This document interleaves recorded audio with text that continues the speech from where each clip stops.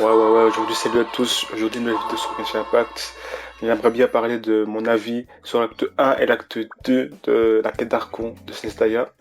Je l'ai fini hier et honnêtement, elle m'a extrêmement plu. C'est un beau démarrage et j'en attends vraiment beaucoup pour la suite.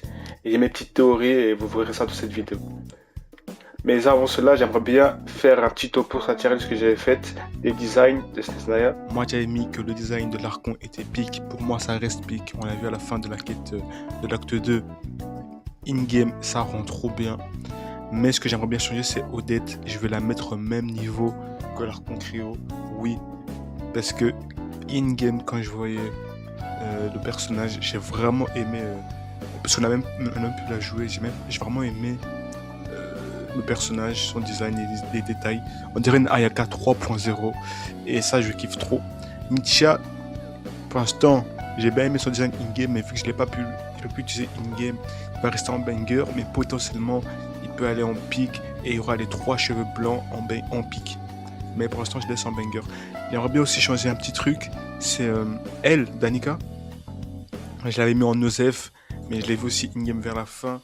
En vrai, en fait, pour elle, j'ai une catégorie bien spécifique que j'aimerais bien lui donner. Elle, je la mets en potentiel caché parce que j'ai vu quand elle a fait la parade vers, vers la fin de l'acte 2. J'ai vu en vrai, le design il n'est pas aux défilés. C'est un bon design. C'est vraiment la tenue qui me fait ah. C'est à cause de la tenue que je la mets ici. Sinon, si elle avait une tenue plus traditionnelle, une autre tenue, j'aurais pu la mettre en excellent. Mais malheureusement, la tenue, ça gâche tout. Et Vesna, en vrai, ça reste mid pour l'instant. En fait, c'est haut des mid, mais bas d'excellent. Mais il n'est pas assez fort pour être d'excellent, donc je laisse dans mid, honnêtement. Ah, attends, comme ça, pardon. Donc voilà, ça c'est pour l'instant l'évolution en 7.0. On verra quand on verra Noi, si je peux le monter ou descendre. Lui, je pense que je l'ai bien classé aussi, je sais plus comment il s'appelle. Michia, je pense. Non, lui, c'est Michia, je sais plus ça s'appelle comment. Et Alyosha, en vrai, c'est un design de 4 étoiles. Je peux me mettre au-dessus dans excellent. Donc pour l'instant, voilà. Pour moi, tout est clair. Bon, maintenant que cela est fait, la quête d'Archon, elle était pour moi, c'est un des meilleurs démarrages de quête d'Archon depuis le début du jeu. Je vais pas compter celle de Mondstadt parce que c'est un prologue. Moi j'ai bien aimé du coup l'acte 1. J'ai trouvé que l'introduction de Snezlaya elle était assez bien faite quand on était ici et on était vraiment. Moi j'étais quand même assez impliqué parce que il y avait Paimon qui était malade. On voyait l'introduction de Pierrot. On comprend pas trop ce qu'il disait avec il connaissait Paimon et tout ça. Du coup j'ai bien aimé. Regarder les messages qu'ils mettent sérieusement. Du coup, j'avais bien aimé, je me demandais pourquoi Paimon il connaissait Pierrot. Et aussi le fait que on, on est, euh, on a un objet comme ça scientifique qui nous permet d'avoir des armes, qui nous permet d'avoir plein de trucs. J'ai bien kiffé cette introduction avec le village. Moi, je trouve que par rapport aux autres quêtes d'Archon comment dire, qui sont assez monotones entre guillemets, les animations des personnages sont bien meilleures. Enfin, quand les personnages parlaient, ils bougeaient, ils se sont améliorés sur ça. Bon, c'est toujours pas au niveau de NTE ou ouais, des trucs comme ça, mais moi je vois des améliorations. Et aussi, j'ai bien kiffé, c'est que le protagoniste, il parle beaucoup plus. Il parle beaucoup plus. Et ça, j'ai vraiment kiffé parce que avant, on connaissait Hider, c'était le mec silencieux, il parlait pas, il faisait rien de spécial. Là maintenant, là, il parle plus et je trouve, moi en tout cas, je me sens plus impliqué dans l'histoire parce que on l'entend, on a ses pensées internes avec des voix qui sont doublées et ça rend le truc beaucoup mieux.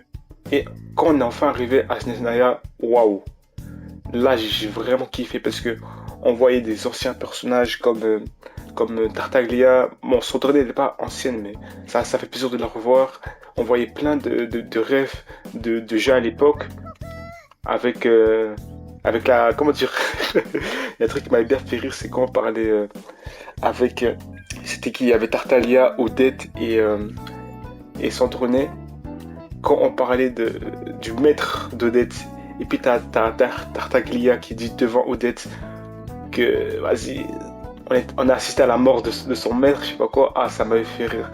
Mais comme c'est un chien Tartaglia, il aurait pu juste éviter ce sujet, mais il a vraiment bien dit que, vas-y, on a fait duel au trône devant Rosaline. C'est vrai que Rosaline, ouais, ça m'a bien fait rire.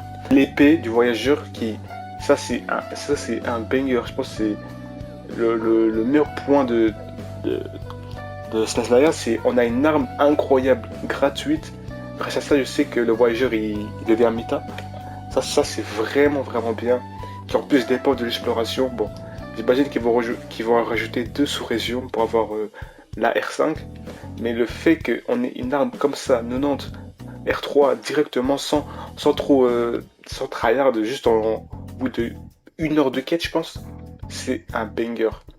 J'attends de voir la suite pour ça. Mais là où j'ai vraiment vraiment kiffé du coup cette introduction, c'est l'acte 2 qui là, elle pose ses coronesses.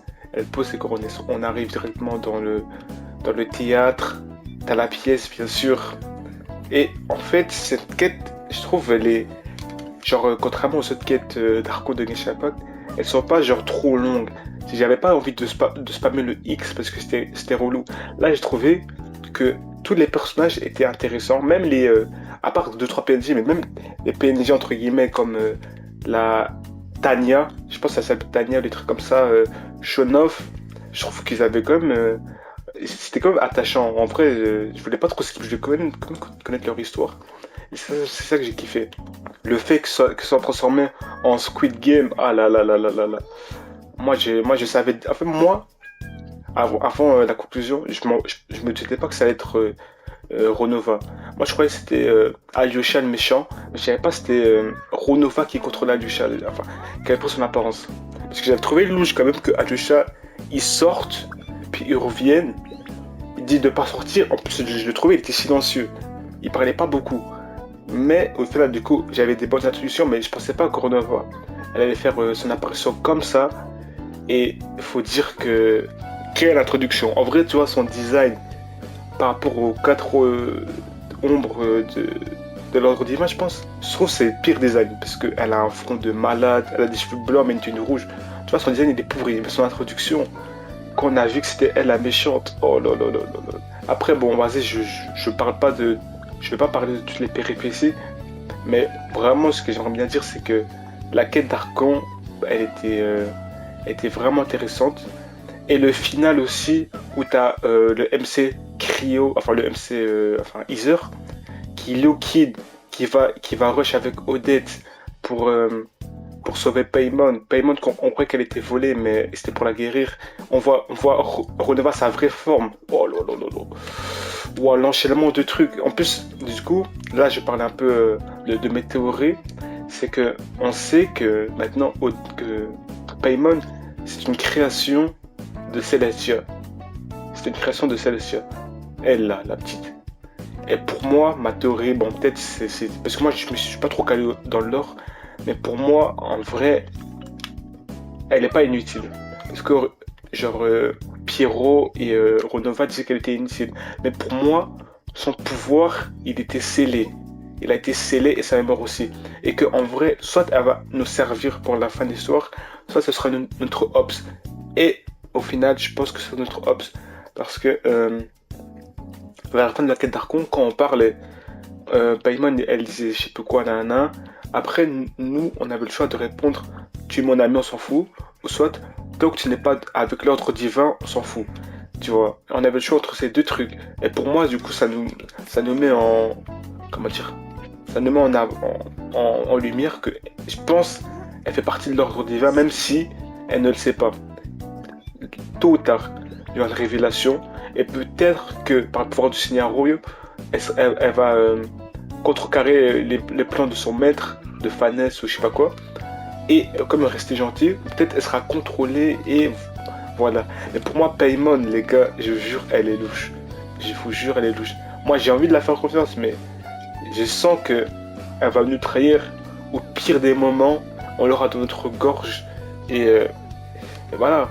Et je pense que du coup, il y aura la transition entre Snesnaya et Kenria sans Paimon. Parce que dans tous les cas, on sait qu'il y aura Genshin Impact 2.0. Et j'imagine mal Genshin Impact 2.0 rouler avec Paimon. J'imagine qu'il y aurait une autre mascotte qui va remplacer Paimon. Parce que sinon on va faire 30 ans avec Paimon, je pense pas. Et du coup au début ce sera... on va voyager avec, pour Kenria avec Densleaf. Et quand on sera dans Genshin 2.0 dans un autre monde, j'imagine mal Paimon nous accompagner jusqu'à l'autre monde, vu qu'elle vient de Taiva de Celestia. Et c'est là que, pour moi, elle sera une Ops. Du coup, les gars, méfiez-vous de Paimon. Méfiez-vous d'elle, s'il vous plaît. Et aussi, j'aimerais bien parler de Odette. Odette, les gars, honnêtement, oh là là, c'est un banger. De base, le design, j'avais aimé. Mais là, en plus, avec sa quête d'Archon, enfin sa quête d'histoire qui est liée à la quête d'Archon, j'ai vraiment aimé son histoire avec la tsarine. C'était drôle aussi, les petites références, le fait qu'on a contribué à la mort de de sa maîtresse, on va dire. Bon, c'est pas vraiment sa maîtresse, mais vous m'avez compris. Ça, j'ai vraiment kiffé. Et le fait aussi, c'est que d'habitude, les quêtes d'histoire, je trouve, soit elles sont trop flagrantes quand c'est une quête d'histoire, comme par exemple Loma avec notre Cray, c'était cramé que c'était sa quête d'histoire dans la quête d'Archon. Là, honnêtement, je savais pas, en fait, c'était en de la quête d'Archon, moi, je savais pas vraiment, elle était où vraiment sa quête d'histoire. C'est que c'était vraiment mélangé et c'est pas genre une quête d'histoire juste pour nous faire chier et mettre plus de temps dessus. Non, c'était vraiment lié au lore et c'est ça que j'ai kiffé. C'est que de l'acte 1 à l'acte 2, on a la construction de son lore avec la flamme, avec Rosaline et c'est un banger, voilà.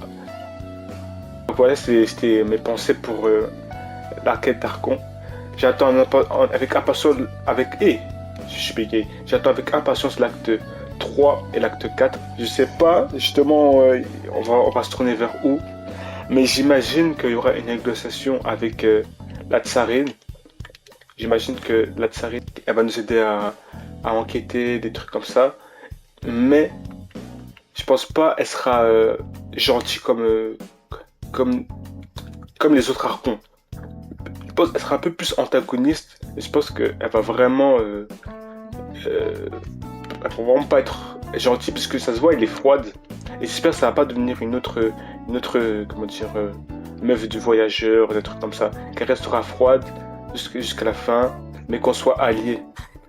Voilà, je préférerais qu'on garde cette relation, bien sûr. Et aussi, j'aimerais bien avoir plus de données sur le projet de Souza. Bon, maintenant, je l'ai compris. Ça, honnêtement, c'est pas difficile à le comprendre. C'est le moyen d'éliminer l'ordre divin. Mais je pense pas que l'arme, honnêtement, va fonctionner. Hein. Parce que l'ordre divin, je sais pas, il ressemble à quoi. Mais je pense pas que une vulgaire arme pourra détruire l'ordre divin qui règne depuis, allez, je sais pas combien d'années. Je pense pas. Donc peut-être c'est du bullshit, peut-être c'est pas vraiment ça le plan Souza. Ça m'étonnerait qu'il nous donne le plan Souza comme ça, tous les détails à l'acte 1 et 2. Du coup, faudra qu'on fasse attention à ça.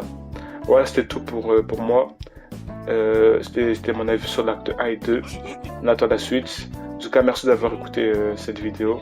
On se retrouve pour une prochaine vidéo sur Persona ou encore Genshin Impact ou NTE. On verra.